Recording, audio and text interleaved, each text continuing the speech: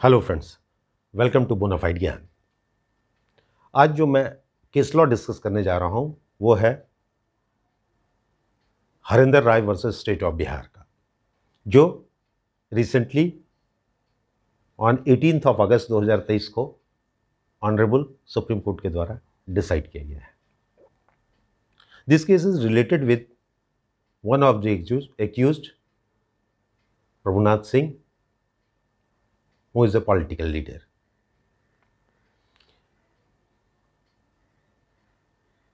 बहुत ही sensitive case था, double murder case था।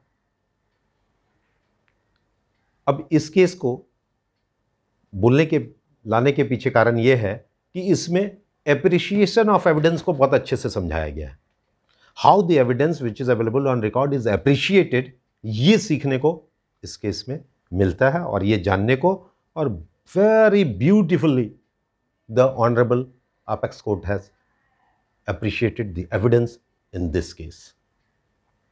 अब आगे बढ़ने से पहले सबसे पहले केस का थोड़ा सा बैकग्राउंड जान लें हम लोग कि केस क्या था, उसके क्या फैक्ट्स थे। तो ये घटना 25 मार्च 1995 की है। इलेक्शन का दिन था। इन्फॉर्मेंट इस केस का है राजेंद्र राय, जिसका कहना है कि वो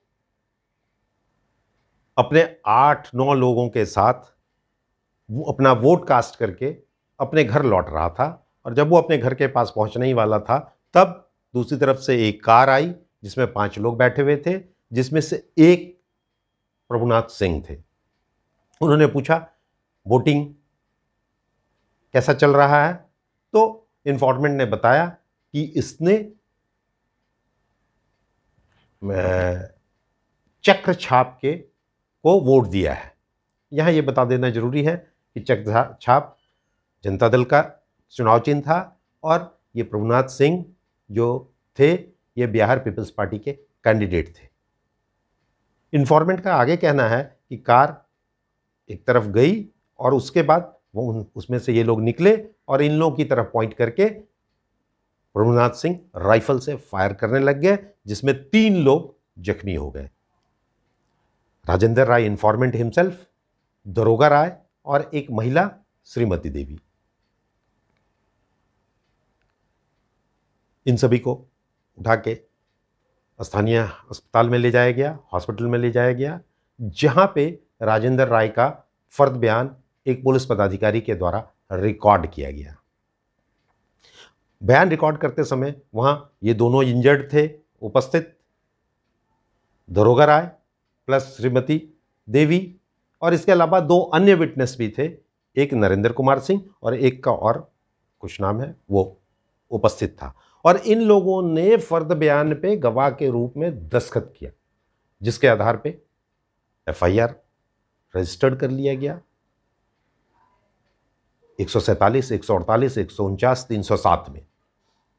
और अगले ही दिन 26/3/95 को दरोगा राय की मृत्यु हो गई इलाज के क्रम में।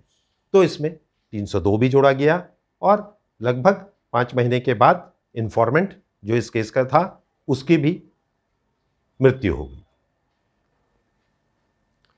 केस में चार्जशीट सबमिट हुआ और ट्रायल स्टार्ट हुआ। फेयर ट्रायल के नाम पे इस केस को ट्रायल हेतु DM के रिकमेंडेशन पे हाई कोर्ट ने छपरा के जुरिस्डिक्शन में ट्रायल ना करके भेज दिया हजारीबाग। और बिहार का विभाजन होने के बाद जब झारखंड अलग हुआ, अलग स्टेट बना, तो 2000 में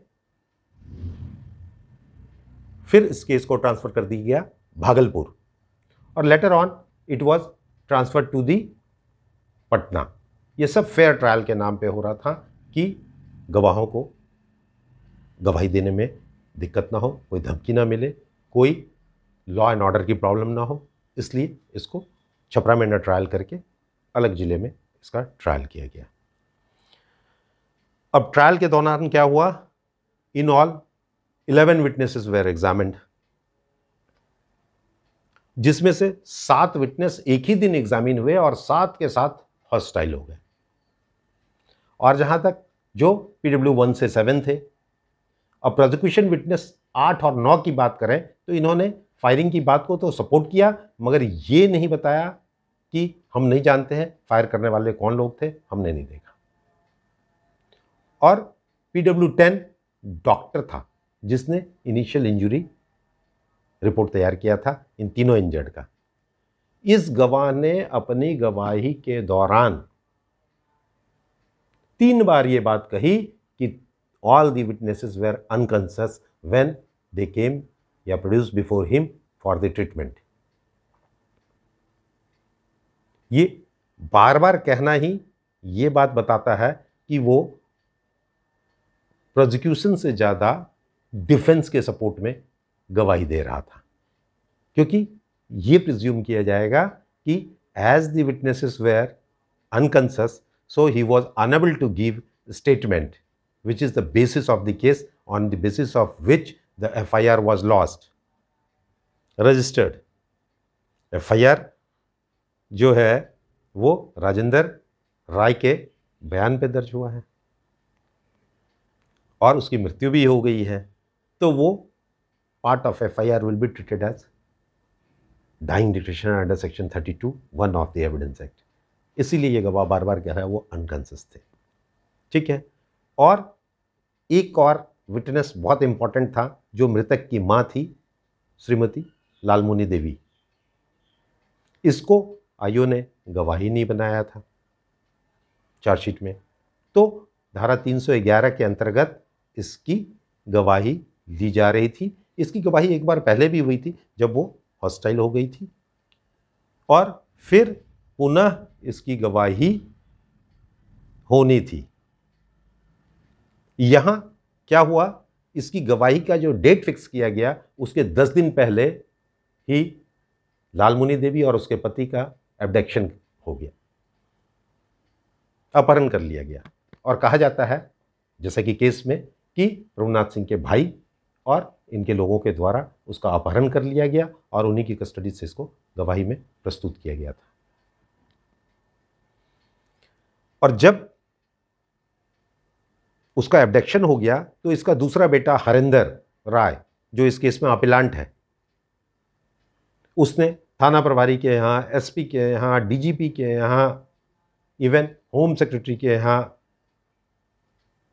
आवेदन दिया और गुहार लगाई कि साहब मेरे माँ पिताजी को ढूंढा जाए, उनका एब्डक्शन हो गया है, किंतु कोई सुनवाई नहीं हुई। तब उसने एक रिट फाइल किया, habeas corpus writ, honourable high court Patna में, जिस रिट में एक जजमेंट आया, एक फाइंडिंग आई, जिसमें ट्रायल कोर्ट को कई डायरेक्शंस दिए गए और उसकी कार्यशैली पे भी कई सवाल उठाए गए। एक और मजेदार बात थी इसमें कि जिस दिन श्रीमती लालमुनि देवी का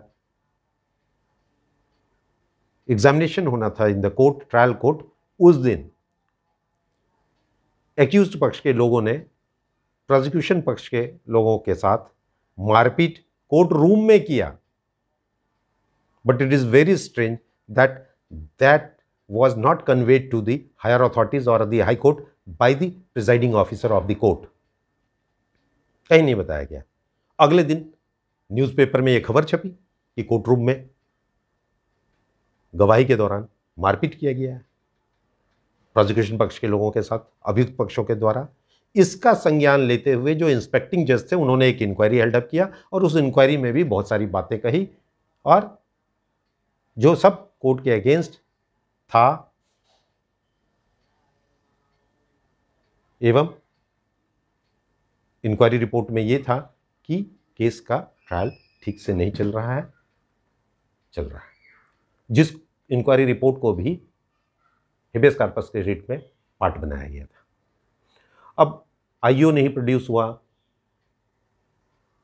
ट्रायल के दौरान 2 विटनेसेस थे जो सीजर लिस्ट के विटनेस थे, जो घटनास्थल से खोखा बरामद हुआ था, कार्टिलेजेस, उसके विटनेस थे। उन लोगों ने एक प्राइवेट वकील के माध्यम से एक आवेदन दिया था कि वो भी गवाही देना चाहते हैं, मगर that application was rejected merely on this ground by the trial court that it has not been filed by the public prosecutor, hence it is not maintainable, and private advocate has no locus standi to file this evidence.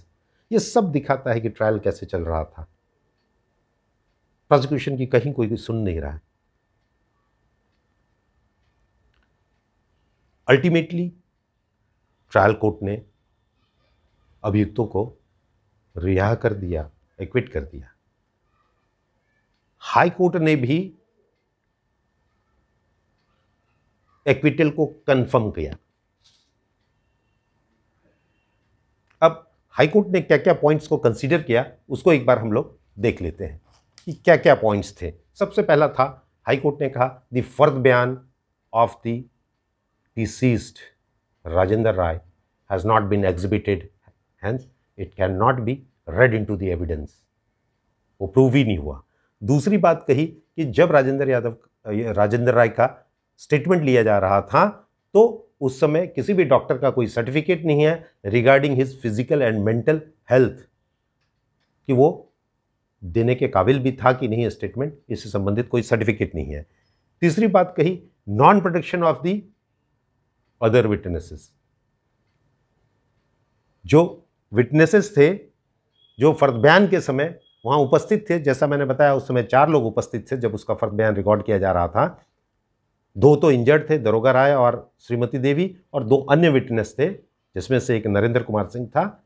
इनको produce नहीं किया गया, जबकि उनके लिए 311 का petition file किया गया था जिसे रिजेक्ट कर दिया गया था कोर्ट के साथ द्वारा। और जो चौथी बात उन्होंने कंसिडर किया वो किया कि जो डॉक्टर एग्जामिन हुआ था एज ए PW10, वो जो डॉक्टर है उसने अपनी गवाही के दौरान 3 बार कहा था कि the injured to whom he has examined were unconscious। ये 3 बार बताना ही कहता है कि वो प्रोसिक्यूशन को नहीं सपोर्ट करने आया था, वो डिफेंस को सपोर्ट करने आया था। और कोर्ट ने यही कंसीडर किया कि as they were unconscious so the Rajendra Rai was not in the condition of giving statement. फिर जो डॉक्टर जिसने राजेंद्र राय का पोस्टमार्टम कंडक्ट किया था उसको एग्जामिन ही नहीं किया गया। और जो मोस्ट इम्पॉर्टेंट विटनेस था वो थी श्रीमती लालमुनि देवी, जिसने अपने एग्जामिनेशन के दौरान ये कह दिया था कि अभियुक्त प्रभुनाथ सिंह का नाम मैंने अपने बेटे के बताने के अनुसार लिया है, बताने पे लिया है। तो इसको हाई कोर्ट ने कह दिया she was a tutored witness, hence her testimony was not relied upon. और कहा कि इसका कहीं से कोई कॉरबोरेशन नहीं है। भाई कॉरबोरेशन कहाँ से होगा, अकेले वही तो गवाही दे रही है लालमुनि देवी, उसका कोई स्टेटमेंट भी नहीं है। She was not named in the chargesheet as a witness, तो कहीं से उसका कॉरबोरेशन नहीं है, चार्जशीट में उसका चूंकि नाम नहीं था। और जाहिरा शेख का रूलिंग फाइल किया गया था इसको दिखाने के लिए कि she was under fear because she was abducted by the accused persons and she was under the control of accused persons. तो कोर्ट ने ये कह के उसको डिस्कार्ड कर दिया कि जाहिरा शेख का केस इस केस से में फिट नहीं होता है। अब और एक्यूटों का जो रिहाई थी, जो एक्विटल था जो अभियुक्तों का, उसको कंफर्म कर दिया। अब सुप्रीम कोर्ट ने कहा कि क्या क्या लैप्सेस रहा इस केस में। तो सबसे पहला तो रहा non explanation that why the फर्द बयान वाज नॉट एग्जिबिटेड। अरे भाई कोई थाने का मुंशी भी आ जाता तो उसको एग्जिबिट कराया जा सकता था कि ये फलना की लिखावट एवं हस्ताक्षर में है, फलना दरोगा की लिखावट एवं हस्ताक्षर में है। या जो वो विटनेसेस थे उनको भी एग्जामिन किया जा सकता था जिनको अलाउ नहीं किया गया। दूसरा जो कमी रही, आईओ वाज नॉट प्रोड्यूस्ड। ये सब लैप्सेस हैं। और तीसरा रहा non production of the other witnesses, जो सीजर लिस्ट के गवाह थे जहां ये बरामद हुआ था, कार्टिलेज, खोखा वगैरह वगैरह। और फिर उन्होंने कहा कि पब्लिक प्रोसिक्यूटर के कंडक्ट पे कहा that under section 311 he has strengthened the case of the defence. Defence के ही केस को उन्होंने स्ट्रेंथन किया। हाई कोर्ट के आदेश से 311 में हुआ था कि जो पहले 1 से 7 विटनेस एग्जामिन हुए जो हॉस्टाइल हो गए थे, फिर 8-9 जो जिन्होंने हाफ सपोर्ट किया था, और 10 और प्लस ये लालमुनि देवी, इनका फिर से एग्जामिनेशन किया जाए। तो उन्होंने उनमें से ऐसे ही विटनेसेस को प्रोड्यूस किया जैसे कि डॉक्टर को, जिसने शुरू में तो कहा था, जब पहली बार एग्जामिन हुआ था तो कहा था कि the witnesses were Rajendra Rai was conscious, बाद में आके 3 बार कह दिया कि ही वॉज नॉट कंसस। तो कहा कि इसने 311 के अंतर्गत डिफेंस के ही केस को मजबूत किया। अब जो लीगल इश्यूज सुप्रीम कोर्ट के सामने थे डिसाइड करने के लिए, वो एक तो था कि can the judgment passed in habeas corpus, जैसा मैंने बताया कि जब उसका अपहरण कर लिया गया था लालमुनि देवी का, तो एक हेबियस कार्पस रिट फाइल हुआ था, उसमें एक जजमेंट पारित हुआ था, उसमें बहुत सारा मटेरियल था, गवाहों को बुलाया गया था, उनका एग्जामिनेशन किया गया था, और बहुत सारे डायरेक्शंस थे ट्रायल कोर्ट को। तो पहला इशू था कि can that judgment be considered though it was not relied upon document by the prosecution during the trial. दूसरा था कि क्या conduct of the accused can be made basis for the conviction, can it be considered which is relevant under section 8 of the evidence act. Conduct of the accused का मतलब है कि गवाही के 10 दिन पहले उन्होंने क्या किया, किडनैप कर लिया, सॉरी एब्डक्ट कर लिया मटेरियल विटनेस लालमुनि देवी को। ठीक है। तीसरी बात आई कि क्या एफआईआर प्रूव हुआ है, it has not been exhibited. जो राजेंद्र राय का स्टेटमेंट है जिसके आधार पर केस दर्ज हुआ, क्या ये समझा जाएगा कि प्रूव हुआ, क्या इसको देखा जा सकता है। और फीसिबिलिटी, ये एक पॉइंट था कि क्या CW1 जो है वो ट्यूटर्ड विटनेस है। और इन सब चीज को सुप्रीम कोर्ट ने डिस्कस किया अपने जजमेंट में। और सबसे पहली बात कही कि जो रिट में जो जजमेंट हुआ हेबियस कार्पस रिट में, उसको एविडेंस एक्ट का सेक्शन 56, 57 और 58 के लाइट में देखा जा सकता है। And court can take the judicial notice of these judgments, क्योंकि इसी केस से रिलेटेड था, इसलिए उन्होंने कहा कि लिया जा सकता है। और कंडक्ट ऑफ द एक्यूज्ड को कहा कि it is relevant under section 8 and it can be considered for the conviction of the accused. अरे भाई, अगर आप दोषी नहीं थे तो एक्विटल होता, क्या जरूरत थी मटेरियल विटनेस को एब्डक्ट करके, अपहरण करके अपने 10 दिन पहले उसकी गवाही के ले जाने की। ये शो करता है कि the accused was guilty, he has committed the offence. तीसरा था कि एफआईआर जो एग्जिबिट नहीं हुआ, क्या उसको देख सकते हैं। तो उन्होंने कहा it is a public document, और कई केसेस का हवाला दिया अपने जजमेंट में, और कहा ये पब्लिक डॉक्यूमेंट है और इसको भी देखा जा सकता है और इसका भी जुडिशियल नोटिस लिया जा सकता है, और it can be read into the evidence. It is admitted that कि उसका फर्द बयान हुआ था और उसके आधार पर एफआईआर हुआ रजिस्टर। तो कहा इसको भी देखा जा सकता है, और जैसे ही एफआईआर को देखा जाएगा तो वो जो स्टेटमेंट एफआईआर में है वो that will be treated as dying declaration under section 32(1) of the evidence act, क्योंकि राजेंद्र यादव की बाद में मृत्यु हो गई, राजेंद्र राय की। अब CW1 पर बात आई कि क्या वो ट्यूटर्ड विटनेस है, क्योंकि उसने एक लाइन क्रॉस एग्जामिनेशन में कह दिया कि मैंने अपने लड़के के बताने के अनुसार या बताने पे ये प्रभुनाथ सिंह का नाम लिया है। तो सुप्रीम कोर्ट ने कहा साहब इट इज़ नेचुरल, चूंकि वो रस्टिक इलिटरेट विलेजर है who doesn't know the Hindi even, she used to speak in Bhojpuri, और अगर उसको बताया है कि जो तुमने देखा है वो बोलना, ये बातें भूल नहीं जाना, नाम बताना, तो कहा ये कुछ नहीं, ये तो नेचुरल है। तो इस आधार पे ये नहीं कहा जा सकता है कि वो ट्यूटर्ड विटनेस है, ठीक है। और इन सबको कंसीडर करते हुए जैसे ही उन्होंने रिट में जो जजमेंट हुआ उसको कंसीडर किया, हेबियस कॉर्पस के रिट में एक और चीज़ बहुत बढ़िया थी जो मैंने पहले बताया आपको कि इंस्पेक्टिंग जज ने भी एक इंक्वायरी रिपोर्ट सबमिट की थी। वहाँ भी कहा था कि गवाहों के साथ थ्रेट है, गवाह फेयर में है, they are not voluntarily deposing before the court, ठीक है। और एफआईआर को जैसे ही देखा गया तो वो डाइंग डिक्लेरेशन ट्रीट हुआ, और इन सब के आधार पे कहा गया कि जो CW1 की गवाही है वो एफआईआर से कॉर्पोरेट करती है, दोनों में एक समान बातें हैं, और अभियुक्त को गिल्टी होल्ड किया गया section 307 and 302 of the IPC में। 307 इसलिए क्योंकि एक श्रीमती देवी को भी गोली लगी थी, दूसरा, और कई लोग बच गए थे, गोली लगती तो और भी लोग मरते, और दूसरा 2 लोगों की हत्या करने के लिए, जिसमें एक राजेंद्र राय और दूसरा दरोगा राय, उनकी हत्या हुई।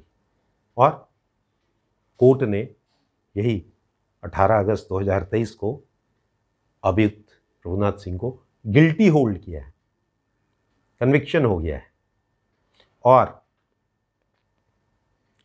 डीजीपी बिहार को डायरेक्शन दिया है to produce the accused on 1 September 2023 for hearing on the point of sentence. Sentence के बिंदु पर सुनवाई के लिए डेट फिक्स है 1 सितंबर को। देखिए, जैसा कि हम सब जानते हैं 302 में 2 ही पनिशमेंट है, या तो लाइफ इम्प्रिजनमेंट या डेथ पनिशमेंट, इन दोनों में से एक होगा। क्या होगा ये अभी बोलना उचित नहीं होगा।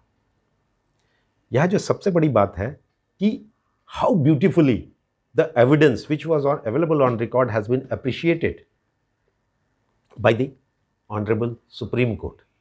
जो एप्रिशिएशन ऑफ एविडेंस है साहब, इसके लिए मुझे लगता है कि कोई तरीका नहीं है, ये आपका आईक्यू कहता है, और इन जजमेंट्स को पढ़ के ही आप सीख सकते हैं कि एप्रिशिएशन ऑफ एविडेंस कैसे किया जा सकता है और कहाँ होता है। अब एक बात और कहने का मन कर रहा है, इस जजमेंट को जब आप पढ़ेंगे तो इसके पैरा 1 में ही कोर्ट ने बड़ी अच्छी अच्छी बातें कही।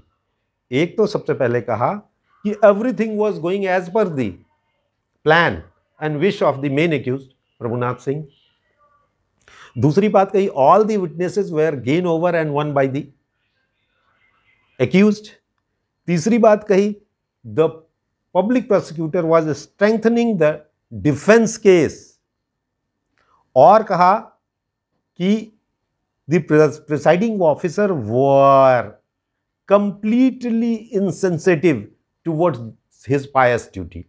भाई, कोर्ट रूम में अभियुक्त लोग मार रहे हैं, मार पिटाई कर रहे हैं प्रोसिक्यूशन के लोगों के साथ, रिलेटिव्स के साथ, और उन्होंने ये भी जहमत नहीं उठाई कि it should be inform to the higher authorities और द हाई कोर्ट कि कोर्ट में ऐसा ऐसा हुआ। तो बताया गया कि एकदम इनसेंसिटिव थे अपने ड्यूटी के प्रति। और उन्होंने एक चीज़ और कहा कि सिर्फ एक गलती से everything turned against the accuse. वो कौन सी गलती थी? That he has abducted the material witness. और उस क्या एबडक्शन की वजह से कहाँ जाना पड़ा? रिट में जाना पड़ा, हेबियस कॉर्पस में, जिसमें एक फाइंडिंग आ गई जिसको इसमें बेसिस बनाया गया, और वो उनके कंडक्ट को शो करने के लिए रिलेवेंट हो गया जो एबडक्शन किया गया था।